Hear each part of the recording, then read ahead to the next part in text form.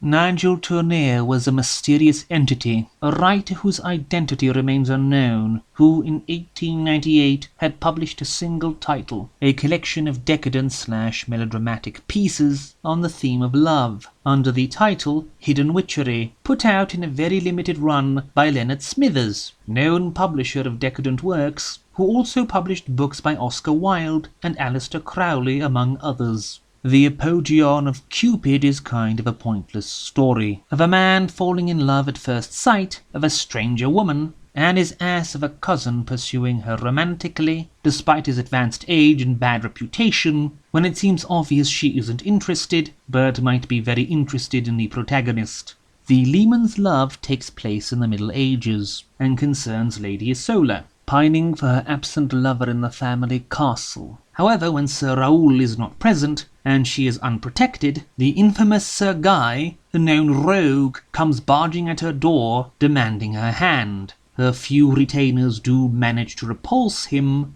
but Guy, incensed, waits for Sir Raoul to come back and murders him. Yet shortly thereafter, Guy's own castle is stormed by enemies, and everyone there is slaughtered as it burns to the ground. He escapes, but he is afraid he is being pursued by the shade of Sir Raoul, and he falls off the horse, which still drags his lifeless corpse behind it, while Isola still calls for her lover so ardently he does in fact appear in front of her, despite how many weeks he lay rotting beneath a tree. The Tithe at the Moorstone is the story of a man whose beloved was abducted to be sacrificed to the devil upon the Moorstone, amid a throng of wild beasts, on the eve of Walpurgisnacht. The passing of Lilith concerns a man's obsession with his lover Lilith, and his subsequent violent disposal of her when he is once again forced to go to her side, despite his best efforts not to do so.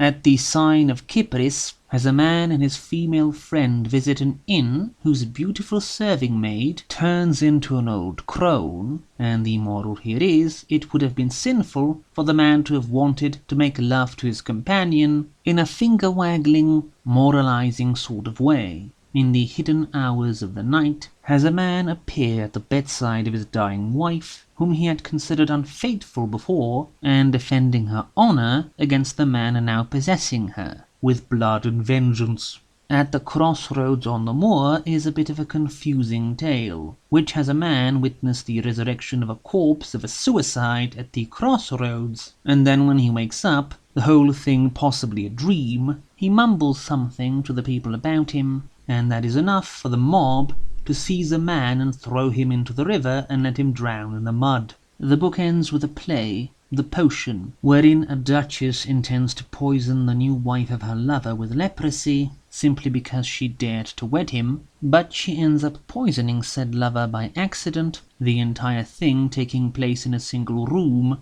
presumably to make a stage production easier. The collection is very readable, except for the first story, which could easily have turned a lot of people away.